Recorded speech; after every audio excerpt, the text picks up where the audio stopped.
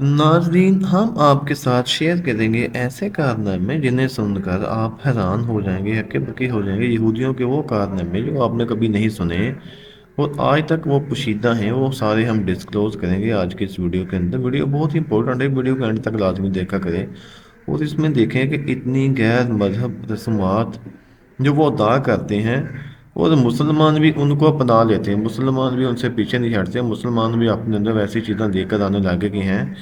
तो इसलिए हम देखते हैं वो कौन सी ऐसी रसूमात हैं जो यहूदी लोग अपनाते हैं जो कि बिल्कुल नाजायज़ है, ऐसा नहीं होना चाहिए, जिसके ऊपर वो अमल करते हैं। तो आइए हम वीडियो को स्टार्ट करते हैं। वीडियो को स्टार्ट करने से पहले हमारे चैनल को लाइक एंड सब्सक्राइब करना मत भूलिएगा।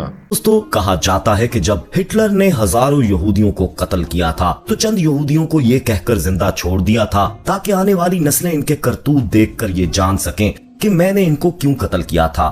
दोस्तों, आज आप खुद देख लें कि दुनिया में बारे में कि जब उनकी शादी होती है तो शादी की कौन सी ऐसी रसूमात है गंदी किस्म की जो वो अपनाते हैं, जो कि नहीं अपनानी चाहिए, जो कि बहुत ही शर्मनाक रसूमात है।